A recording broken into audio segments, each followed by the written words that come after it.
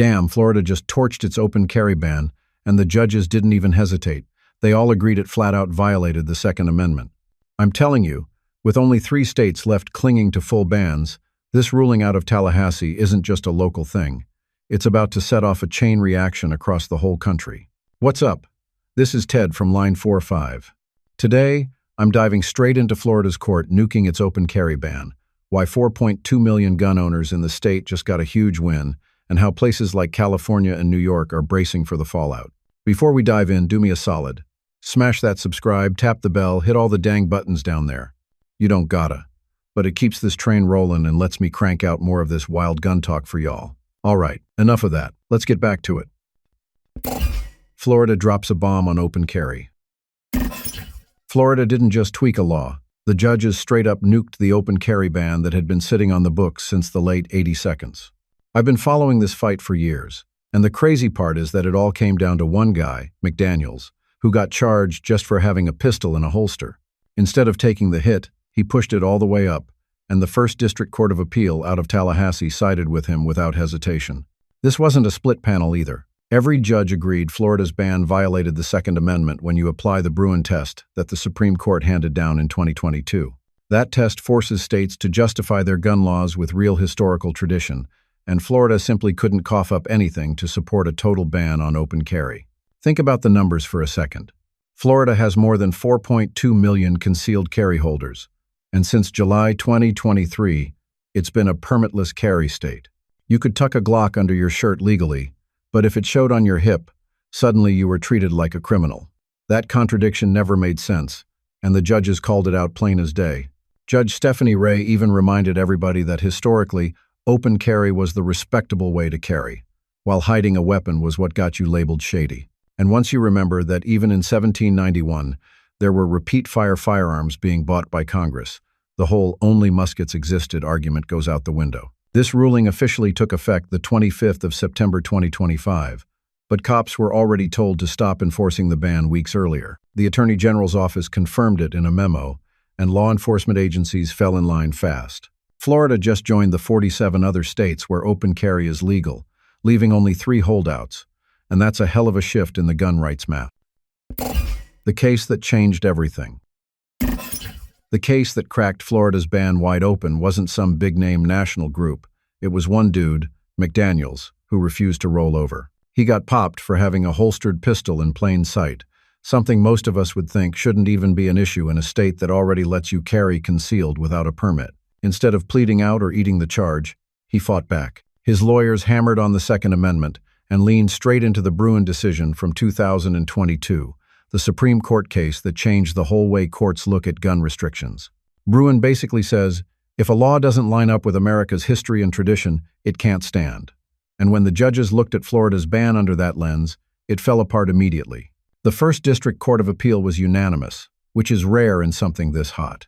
Judge Stephanie Ray wrote the opinion, and she didn't just say the ban was unconstitutional.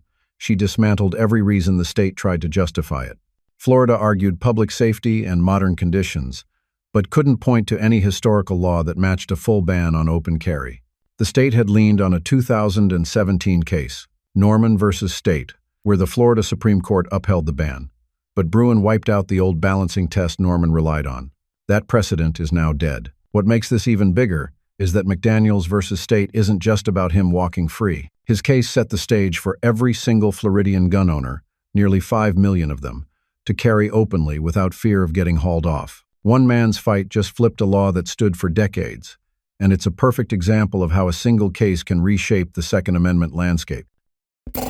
Why Florida's law was backwards all along. What blew my mind reading through Judge Stephanie Ray's opinion is how she flat out said Florida's law had history backwards. Back in the 1800s, walking around with a revolver on your hip was considered normal, even respectable. It was the guy hiding a pistol under his coat that raised red flags, because concealment was seen as shady or criminal.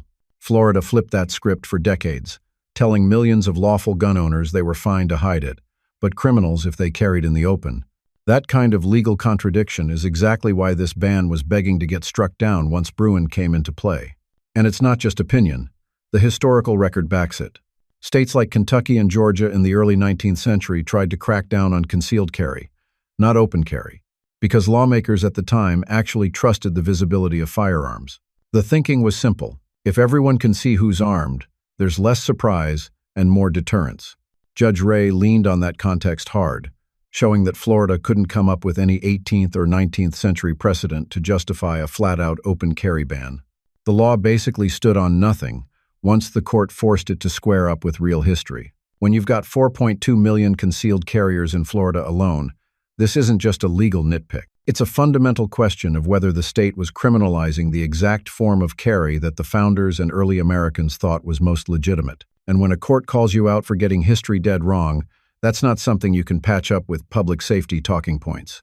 Florida's open carry ban was upside down from the start, and now it's gone. Bruin strikes again. One of the biggest parts of this whole ruling is how the judges finally tossed Norman versus State in the trash. That 2017 Florida Supreme Court case had upheld the open carry ban by using what they called intermediate scrutiny, basically letting the state argue that public safety outweighed the right to carry. Bruin blew that approach to pieces in 2022 when the U.S. Supreme Court said you can't balance away a constitutional right. Instead, courts now have to look at whether there's a strong historical tradition behind the restriction, and if there isn't, the law is done for. That's exactly why McDaniels versus State came out different. The First District Court of Appeal looked at Norman and said flat out, this doesn't survive under Bruin's new standard. Judge Ray and the panel didn't leave any wiggle room either. They explained that Florida couldn't show a single founding-era law or even a Reconstruction-era law that banned open carry across the board. Without history to back it, the state's reasoning fell apart, and Norman's logic collapsed with it. I think that's why this case feels so much bigger than just Florida. You've got courts all over the country scrambling to reassess old precedents that were built on balancing tests Bruin wiped out. We've already seen magazine bans and assault weapon cases get tied up for the same reason. Once Florida's open carry ban went through that same grinder, there was no saving it. Norman stood for less than a decade, and now it's nothing more than a footnote. This is Bruin in action, and it's not stopping here. Founders, firearms, and the facts. Here's the part that shuts down so many anti-gun talking points. The judges dug deep into the historical record and showed that by 1791, when the Second Amendment was ratified, America already had more than single-shot muskets. Multi-shot firearms were a thing, and not some rare experimental gadget either. You had the Girandoni air rifle with a 20-plus round capacity that Lewis and Clark carried on their expedition, and Congress itself purchased repeaters like the Belton flintlock design decades earlier. These weren't hidden from the founders. They knew technology was moving fast and still wrote the Second Amendment without carving out restrictions. That's why the whole "the founders only had muskets" line doesn't hold water. Courts are now looking at the evidence and saying, nope, advanced firearms were around, and the people who drafted the Constitution were fine with them. Judge Ray leaned into that history to point out the obvious. If the founders weren't banning open carry when weapons were already evolving, why should Florida get away with it centuries later? It also matters how society views carrying. Back then, having your gun out in the open was normal, even respected. Concealment was what got you pegged as sketchy. That flips Florida's old logic on its head, where the state treated concealed carry as lawful but criminalized open carry. Once the historical record was laid out, the ban collapsed under its own contradictions. So when you hear folks say, the second only meant muskets, remember this case.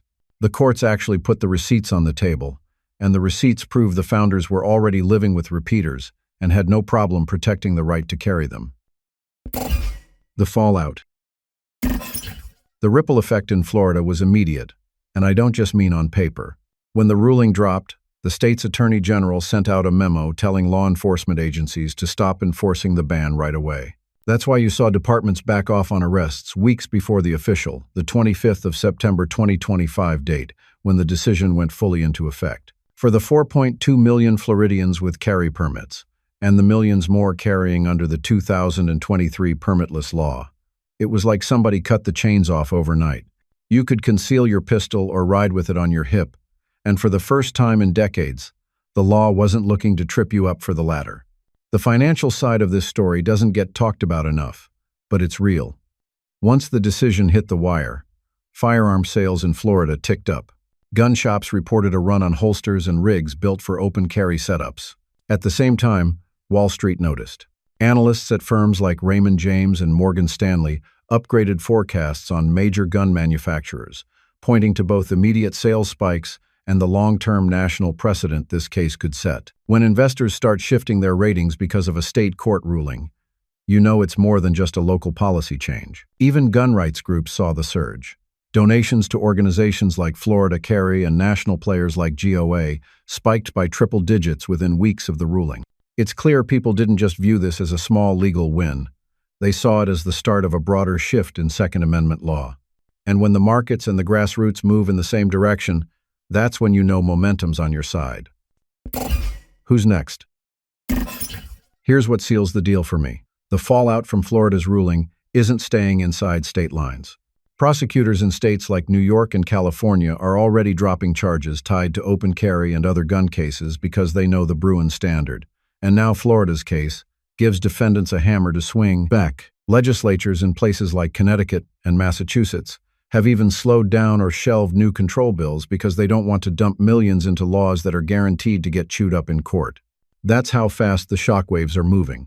Gun rights groups saw it too. Within a month of the ruling, donations spiked by over 300%, with smaller outfits like Florida Carry reporting record memberships. Even scholars who usually back gun restrictions had to admit this case is a problem. Adam Winkler, a UCLA law professor who studies gun policy, has already said that Bruin made it nearly impossible to defend sweeping bans, and Florida just proved his point in real time. When your opponents start admitting the wall's crumbling, you know the legal ground has shifted. What's wild is how cautious the federal courts are suddenly acting. You've got cases on magazine limits, assault weapon bans, and public carry restrictions all sitting in limbo because judges want to see how Florida's precedent plays out. That means one state-level fight is freezing up the national gun control agenda. It's like dominoes lining up across the map. If this pace holds, we're not just talking about open carry, we're talking about courts treating the Second Amendment the same way they treat the First, and that's a damn big change.